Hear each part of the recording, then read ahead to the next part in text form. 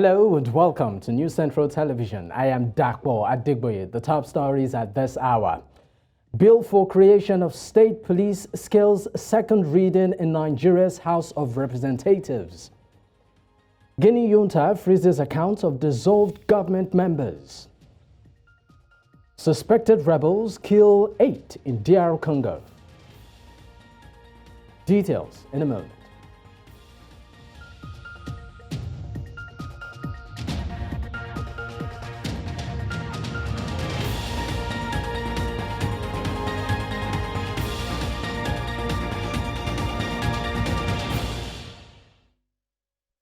We begin in West Africa, where a bill for the establishment of state police passed the second reading in Nigeria's House of Representatives on Tuesday, after a lengthy debate. The bill, sponsored by the Deputy Speaker Ben Kalu and 14 others, aimed to amend the 1999 Constitution by removing police from the exclusive legislative list and adding it to the concurrent list. It seeks to transfer police from the exclusive legislative list to the concurrent legislative list, effectively empowering states to have state-controlled policing. It proposes 16 alterations to the Constitution and introduces a comprehensive framework to ensure cohesion, accountability, and uniform standards between the federal police and state police.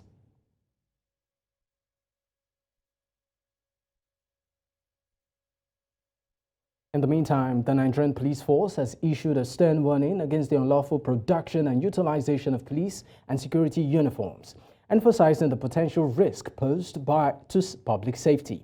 Now, the public relations officer of the Nigerian police force, ACP Olumuyiwa Adejobi, emphasized the grave consequences of misusing security uniforms, stressing that such actions could result in harm and distress for citizens while undermining the nation's security efforts. Adejobi also called upon the entertainment industry, particularly movie producers, to obtain official clearance before featuring police uniforms in their production.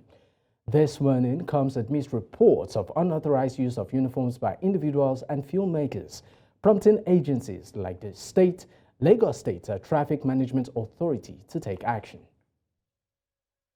Let's also tell you that the Nigerian Senate is taking a swipe at the 17 trillion naira loss by the country on tax waivers within the last 5 years. The Senate's objection to the alleged abuse tax waivers came up during the 2024 budget presentation of the Federal Inland Revenue Service. The chairman of the committee, that's Senator Sani Musa, told the FIRS boss that tax waivers abuse, which has cost the country about 17 trillion naira loss within the last 5 years, should be suspended and substituted with a rebating system. And tax rebate system in Nigeria will not only ensure fairness, but also bolster revenue generation. So for critical national development, we really want you to look at this, because this country have lost more than 7 billion trillion in 5 years due to tax waivers and tax holidays. The backward integration policy of this government, which gives room for those holidays, we need to review it. So I think with this, I can say that you are fostering much of accountability in your collections.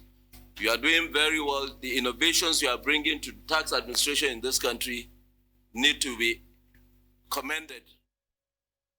Meanwhile, the chairman of FIRS, Zacchaeus Adedeji, who projected 19.4 trillion naira as targeted total tax collection for the current year, 2024, insisted that the fresh 2.7 trillion naira tax credit plan for road construction in the country by the Central Bank of Nigeria should be stopped. He said that the program is laudable, but that the 2.5 trillion naira being spent on it by the NNPCL should be exhausted before bringing fresh requests. I said today, NNPC through RITC has committed 2.5 trillion to road construction in Nigeria. And they brought another one. They said they want to expand it by another 2.7 trillion. And I said, no, that is not allowable. As a special advisor to the president on revenue, I will not say I have all my revenue and I want to use it for road. Is it the only road I want to do? I've already committed 2.5 trillion to this one. And people are complaining about the efficiency of it, and that is even separate. That what I've said, which Mr. President has approved, is that all the one that we have in pipeline, we will complete it, but it's not expandable. And that is what we say. Because NMPC is #1 revenue source for us as a country, either in time of taxes or non-taxes. We can now not use all their money, their capacity, and we are using it to do road that is roughly managed by me, Federal Land Revenue. What capacity do I have?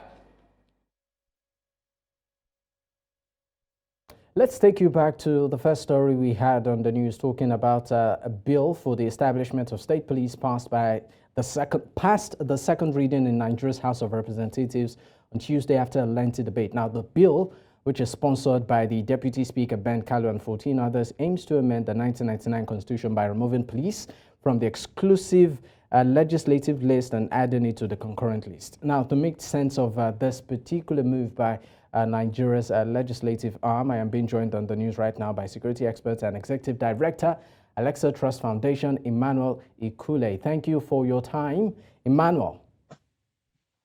Thank you for having me. All right, now what do you make of this move by the House of Representatives in Nigeria? For some of us, we have always advocated for community policing. Looking at the way policing have been handled in the country over some years, so we are always looking at building that community police relationship first, then pushing it further to having a state police. Because if the relationship between the community and the police is not being addressed, it's more like splitting one problem into 37 states. That means the problem will expand because the foundation was not laid properly. So, but at the same time, it's the decision to have a state police always rests in the hands of the people. We know very well that a state like ours at this time, normally we should have a state police in all the states. But we are looking at the preparedness, first, of the people, secondly, of the political elites we have in the country, how they have been able to use security agencies, how they have been able to use it for their own good, not for the state. When you look at all those things, then some of us are a little bit more scared of how prepared we are to have the police now.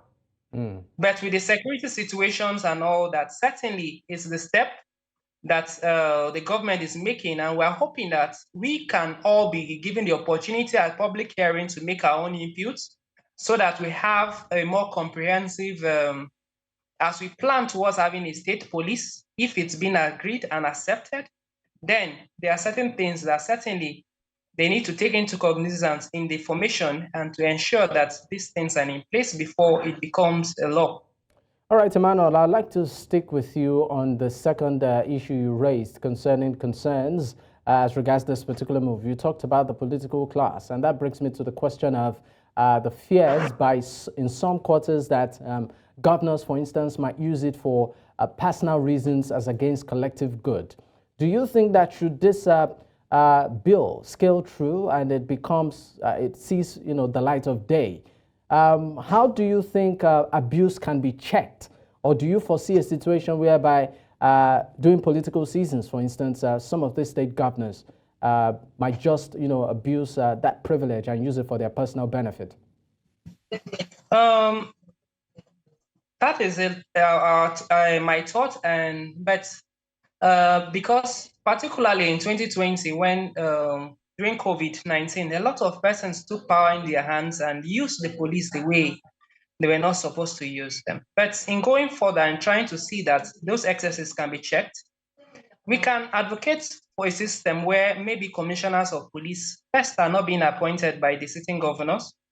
But if they are being appointed by the sitting governors, then they can only be sacked or dismissed by the House of Assembly. That means the sitting commissioners of police also have, they don't have fear of being sacked by the governor, where the government wants to use them as puppets. So they can be able to carry out their work free and fair without interference. And then secondly, the internal complaint mechanism. Now, currently, we have the internal complaint mechanism, the CRU. We have other internal complaint mechanisms, the X-Squad and the rest. But the internal complaint mechanism, like the CRU, that the current IGP has advised to be spread across 36 states, will advocate that they should be able to carry out their mandate in line with what is contained in the first order 237.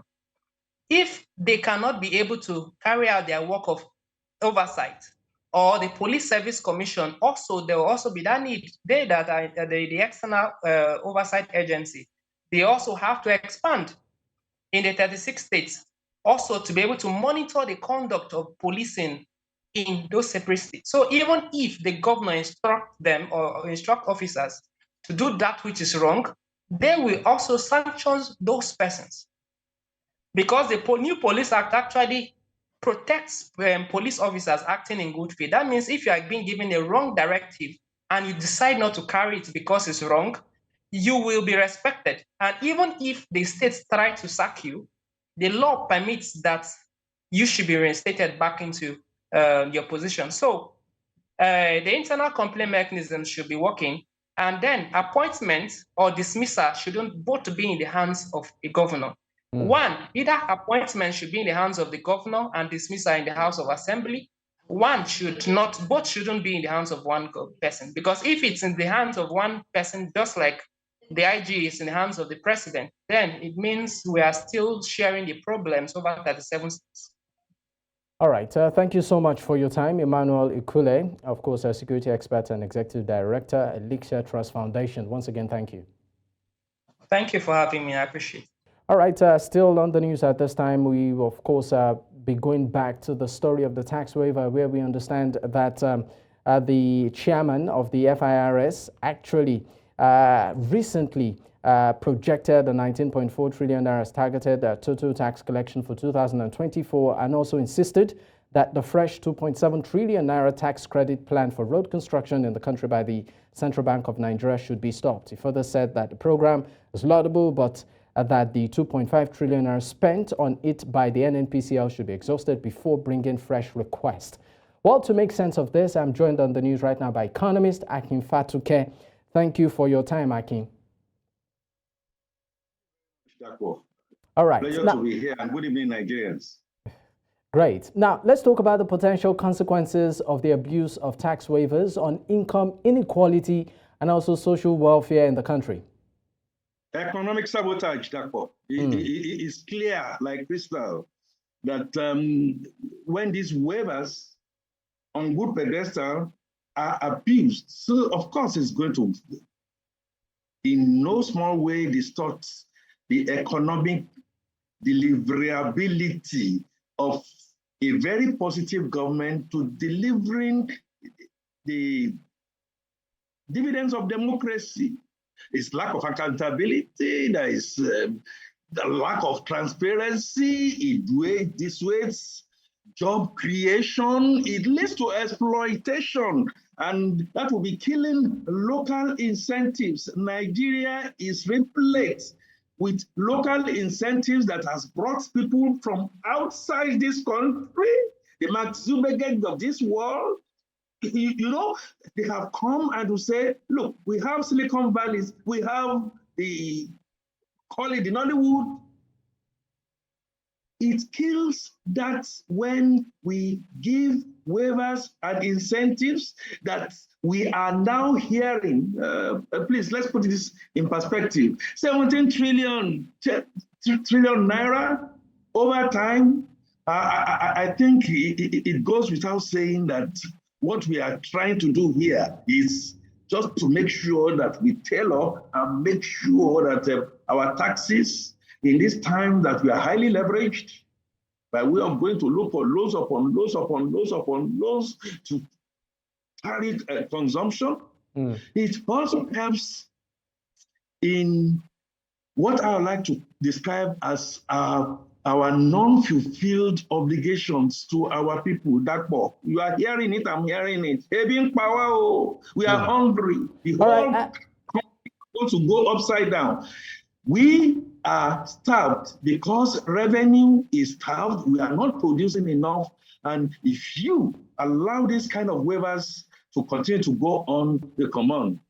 All right, Akin, now how does this abuse of tax waivers impact on foreign direct investment and the overall investor confidence in the country? Because we know that these waivers sometimes are usually incentives that, are used to invite many of these multinationals or companies to come into the country. They're given waivers for some years, just for them to stabilize, and then, they resume a tax regime. How do you think this move would impact on that confidence, particularly the inflow of FDI? Naturally, I think it will help it in no small way. And if you look at the tax regime that we have always had in our country, the CIT, the company income tax, the value-added tax, the customs and excise duties in times past has been hugely, I dare say, abused. In 2006, I think it was, when we had the coordinating minister for the economy, Mrs. Okonjo-Iweala, who is now in the World Trade Center. She was in the center of commissioning a study where they found out that so much money and discretion has been given to the executives at that time that, 3 years before that time, since we started, in fact, since we started our journey into democracy. I'm talking of a retired general and then President Obasanjo and his deputy. It was at their discretion, and it was not even subjected to go to the National Assembly. And as of 2006, he spoke about 705 or 706 billion that Mr. Okonjo-Iweala highlighted at that time that had been grossly abused by presidents so far. Now, 8 years down the line, we are talking of 17 trillion. I mean, this is humongous. This is very shameful. And if that be the case, I dare say the notes that Mrs. Okonjo-Iweala left, because I expect that I am very sure that she will have left a note to say, look, on this tax waiver thing, this is the reason why we are going to put it off. 8 years ago, we just let the horse out of the barn and we went on there with reckless abandon. We're still talking of infrastructure projects too, good on paper, but not audited. Not audited. That item, I am a member of the Institute of Chartered Accountants of Nigeria. I'd like to say to you that as part of our normal routine audits for any of companies or individuals who show us that they have things like pioneer status as an example, we have to diligently look at them and make sure that we cross the T's and dot the I's. But accountancy profession, I dare say, I don't want to go into controversy here, has now been dovetailed. We have different boys and men that are doing different things. All right. They can be used, whims and caprice of the powers that be. All right. I mean, let's one issue, of course, that has bedeviling quite a number of businesses in Nigeria is multiple taxation, which I don't think has been discussed enough, even on the floor of the House. What do you make of this? How can this be addressed? I like to say that, well, they say the morning shows the day. When President Bola Ahmed Tinubu came on board, one of the things that he decided to do was to look at the area of taxation. And when my friend Taiwo Oyedele came on board, can you have a holistic look at our tax system, multiple taxation that should be codified, taxation that we need to now apply fintech, apply technology to make sure that we are able to collect, making sure that those who are under the tax burden, okay, are not overburdened. It was a great thing. I haven't seen, and what I don't know, but I haven't seen that the first report perhaps might have been presented to Mr. President, perhaps. Even if not, we needed to have moved like yesterday. It is not entirely true, Dapo, that the National Assembly are not already discussing elements of this, our tax, even before President Bola Tinubu came on board. We have discussed, we have judged, but we have not had the courage to make sure we bring in people that should come into the tax net. Look at Obaze as an example. Obaze that is doing the forensics that we are doing. At one point in time, he was a very good friend in the Financial Reporting Council. And one of the things that he advocated for, plus or minus, is that all taxable units, whether you are religious institutions, whether you are going to shrine and you are going to Kija or you are going to whatever it is, should be subjected to making sure that you pay some element of tax and not the sitter saying that they should not be taxed. We have been discussing it. Now we have a situation where I think this present regime should not only, I repeat, should not only bring it like day before yesterday. I'm not talking about yesterday. Bring it like day before yesterday, and we begin to now reap fruits. Yeah, there will be a little bit of cry. I don't have our disposable income. All right. Earlier, we are not being paid and living wage and all that. That's notwithstanding. We must really understand the fact that our revenue base is low. Our trust deficit, though low, we need to bring it up. And the subnationals, all put together. All right, Akin. All right, Akin, just in 30 seconds before I let you go, can you discuss the potential impact of suspending tax waivers and introducing a rebating system, as suggested by the Senate committee in 30 seconds? Well, 30 seconds, I will just say it. I hope I will have a time and opportunity to come and maybe expatiate. In everything that is like good in Nigeria, by the time you bring in the manual human element, it gets abused. In the first short interim period, what Dangote, for instance, did on the Oshodi Expressway thing, which I think is good, needs to be audited, needs to be seen that we have value for money. That is one. Rebating system is a system whereby if you have overpaid your tax, if on a best of judgment perspective, you are supposed to have paid 60,000 naira and you found that you've been given 100,000 naira, there should be a rebate system that should help you to claim that.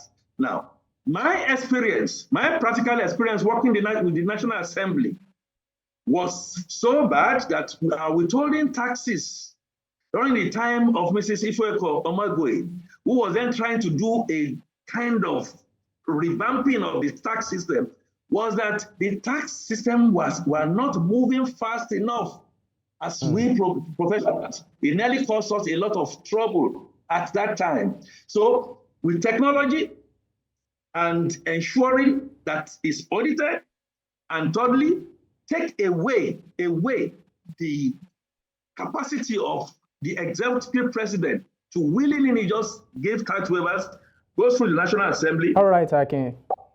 All right, in very good state. All right, Akin Fatuke, thank you so much for your time. You are welcome, Dapo. It is well. All right. At this point, we'll go on a quick break. When we return, we have more stories. Stay with us.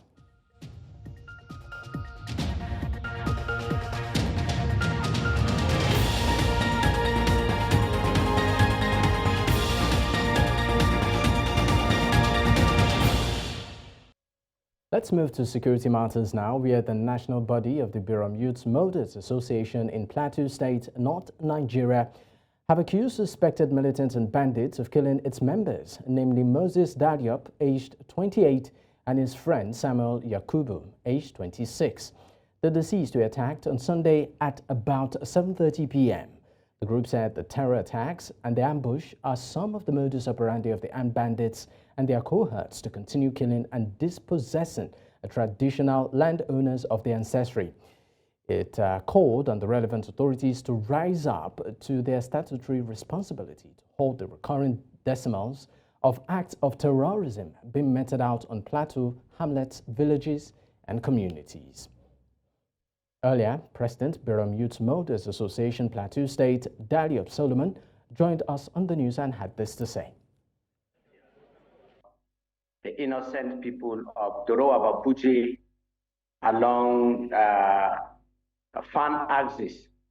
And this is not the only incident we've experienced, within these days, that even as at last night, there was another attack carried out by the same, group of terrorist elements who invaded a village in Bokos local government area. And even at the moment, we've not yet ascertained the fatality figure. And of course, it actually beat down our imagination that despite the presence of security personnel deployed, these same elements wouldn't want Plateau to experience relative peace. We were thinking that, of course, for the past 1 week, we've not heard of any coordinated attack, believing that Plateau and Nigeria at last will start experiencing relative peace. But lo and behold, we've been plunged into another state of mourning by the killing of these innocent young people.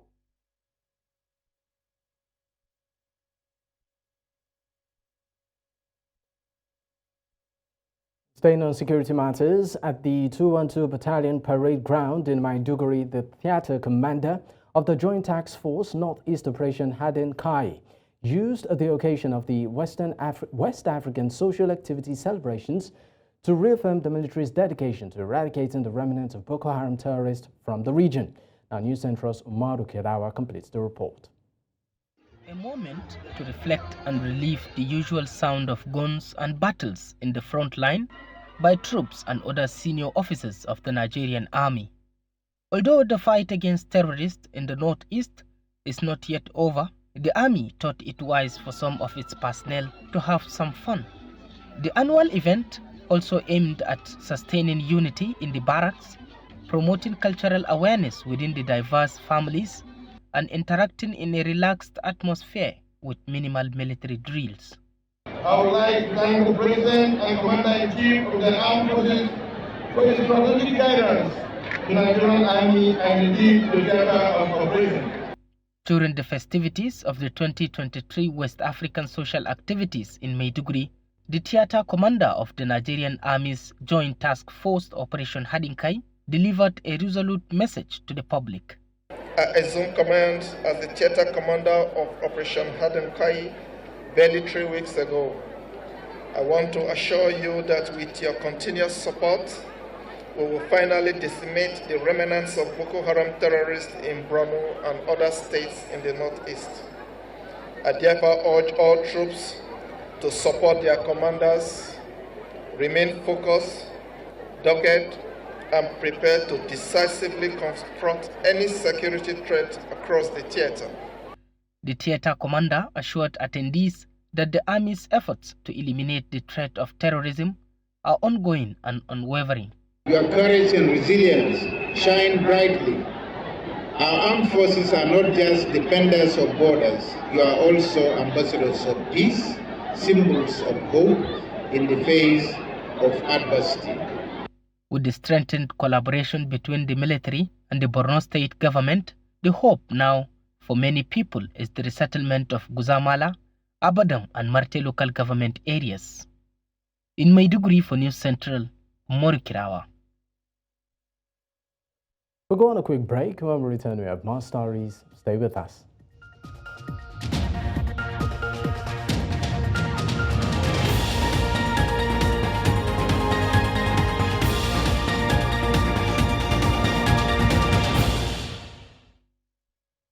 Amidst the rising price of cement in Nigeria, manufacturers of the product have unveiled plans to crash the price to between 7,000 and 8,000 naira per 50 kg.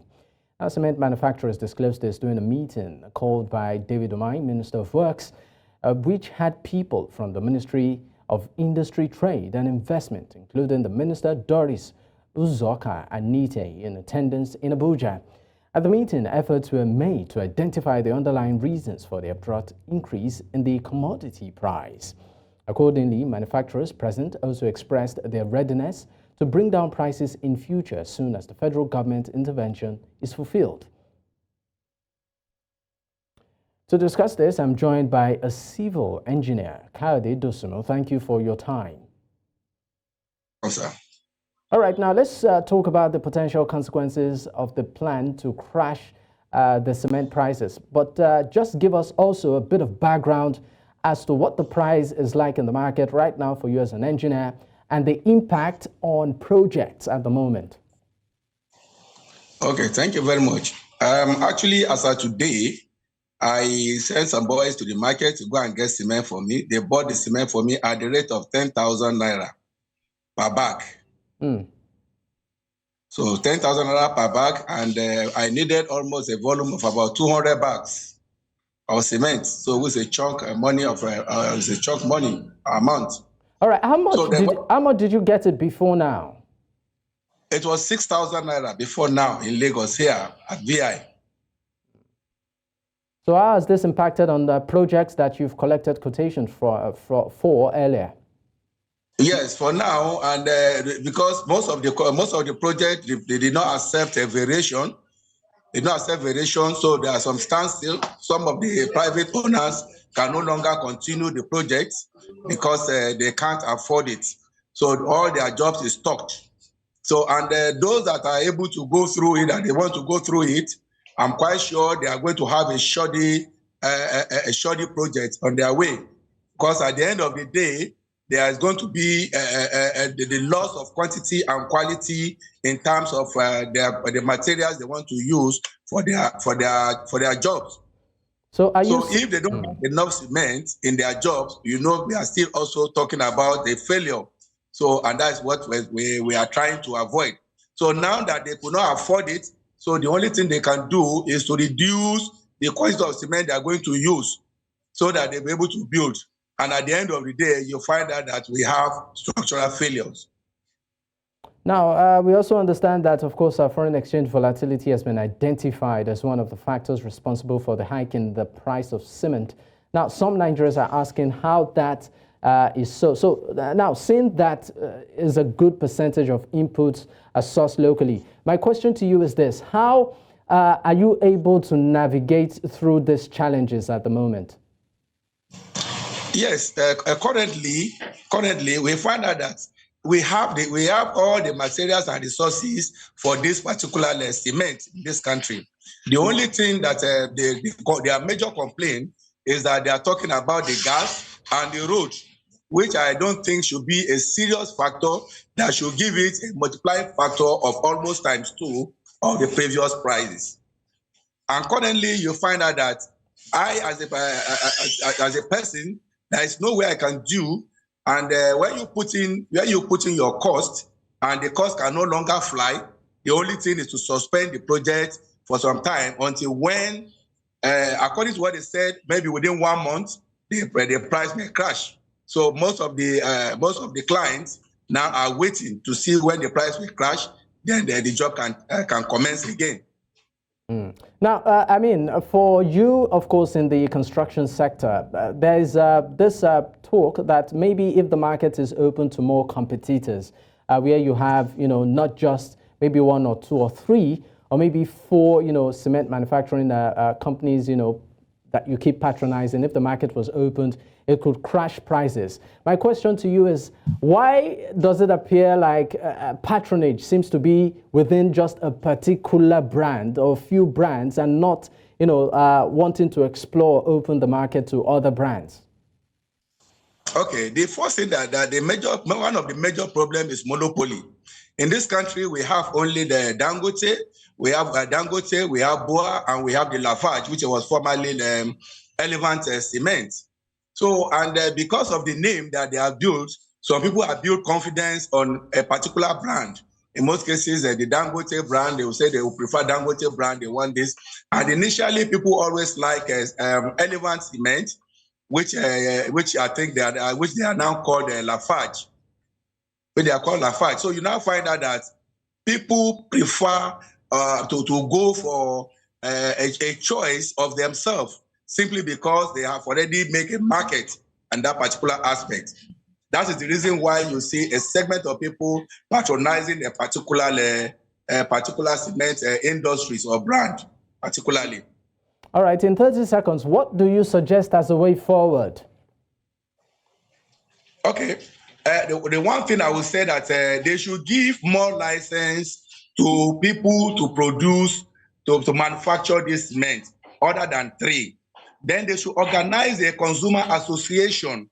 When the consumer association is organized, the consumer association will liaise between the government and the manufacturers, and they will bring awareness to people. And they should create fair competitive, because if there is a fair competitive environment for all the vendors or the licensed manufacturers, we find out that we have a lot of people to do that. Since we know that monopoly will always fix a price, and their price will be higher.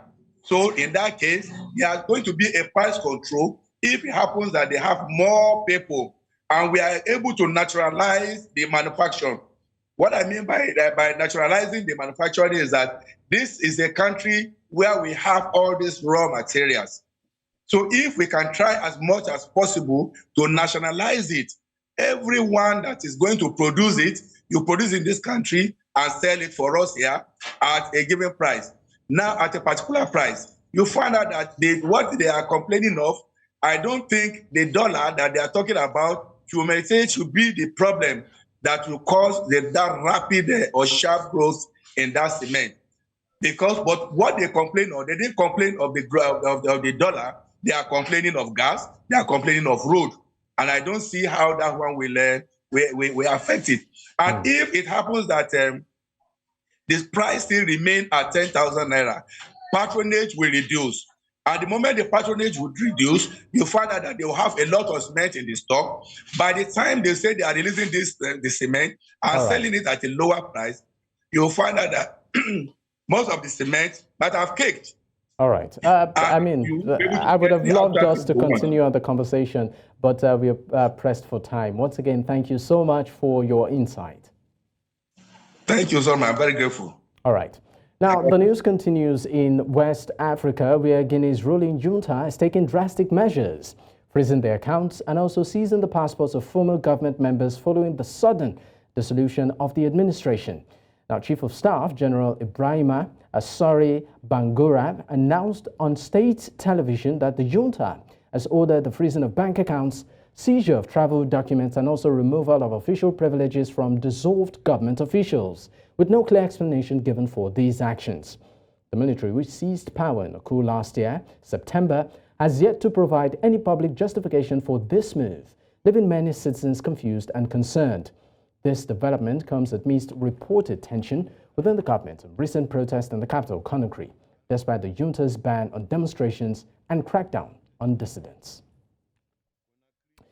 In the Rainbow Nation, authorities say a 13-year-old South African schoolboy arrested after allegedly shooting and injuring his principal may be tried as an adult. The boy, who has not been named, has been charged with attempted murder. His alleged 51-year-old victim is currently recovering in intensive care. The shooting has shocked many people in South Africa, where there is a growing concern over violence in schools. The pupil allegedly used his father's gun in Friday's shooting at a primary school in Grimston, east of the main city of Johannesburg. The father has also been arrested on suspicion of negligence in relation to a firearm. In Central Africa, suspected militants affiliated with the Islamic State group have yet again unleashed terror in a deadly attack in the Eastern Democratic Republic of Congo. According to local reports, rebels believed to be from the Allied Democratic Forces launched a brazen assault on the town of Miyimoya in Beni territory, leaving a trail of devastation in the wake. Of course, Sibitha and Jamoja, an administrative official who confirmed the grim trail of the attack, said 8 persons, including 3 women, died in the attack. He urged the military to intensify efforts to combat the rising ADF militancy plaguing the region. Meanwhile, the Congolese army has mobilized search operations in the surrounding areas, vowing to root out the perpetrators responsible for the senseless violence.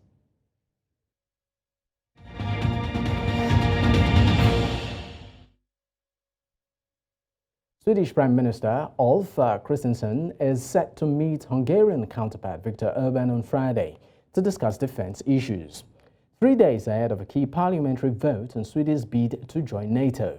Now, this follows Turkey's ratification last month. Hungary remains the last NATO member, stopping Sweden from joining the alliance. After Russia's invasion of Ukraine, Sweden applied to join NATO in May 2022 at the same time as Finland. The Swedish government, in a statement by the Prime Minister, talks with Orbán in Budapest will include defense and security policy cooperation between Hungary and Sweden. Jag tackade ju rätt snabbt ja till att åka till Budapest inför en ungersk ratificering. Så det har ju inte förändrats. Så har vi diskuterat datum för detta och nu har ju också ungrarna kommit ett steg närmare när de vill att parlamentet ska behandla det.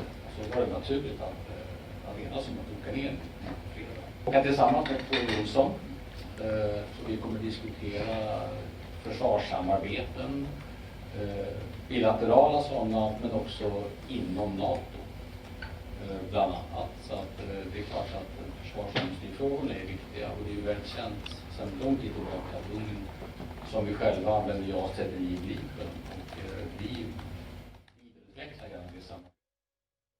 The United States ambassador to Russia, Lynn Tracy, says it's unacceptable that Ivan Gashkovich and Paul Whelan still languish in Russian prisons on baseless charges. Now this comes after a Moscow court on Tuesday said jailed U.S. journalist Ivan Gashkovich would remain in pre-trial detention until at least March 30th, ensuring he will spend at least a year behind bars in Russian jail. Russian prosecutors have charged Wall Street Journal reporter with espionage, the first time such a criminal accusation has been leveled against a Western reporter in Russia since the fall of the Soviet Union.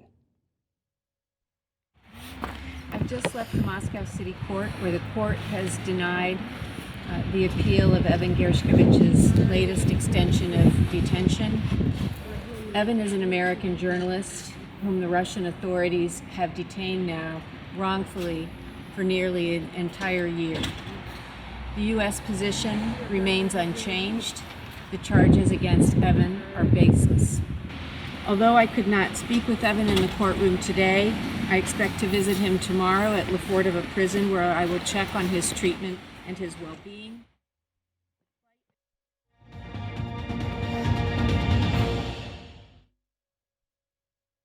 No fewer than 86 ministries, agencies and departments of government are owing the Abuja Electricity Distribution Company to the tune of 47 billion naira. According to a public notice by the management of the AEDC, the presidential villa owes the DISCO the sum of 923.9 million naira. The National Security Advisor owes 95.9 billion naira. And the Ministry of the Federal Capital Territory, being supervised by Nyesom Wike, owes the sum of 7.57 billion naira, while Adebayo Adelabu's Ministry of Power is indebted to the tune of 78 million naira. In the notice on Monday, the AEDC said it would be constrained to list the names of MDAs with long outstanding unpaid bills for services rendered to them through the provision of electricity supply. It said that our previous attempts to make them honor their obligation have not achieved the desired results. The company threatened to disconnect the MDAs in 10 days if they fail to pay their debts.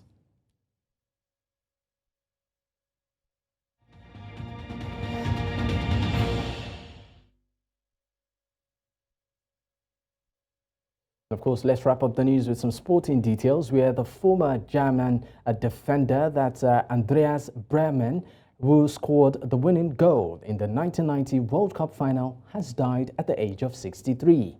He earned 86 caps, including 8 goals for his country, and won league titles while at Kaiserslautern, Bayern Munich, and also Inter Milan. Now, Brehme's partner, Susanne, told German news agency DPA that he died suddenly from cardiac arrest. The player won the Bundesliga title in 1998 and German Cup in 1996 after his time at the club, with whom he also had a spell as manager from 2000 to 2002. Now, he also scored when his country beat England on penalties in the tournament's semi-final.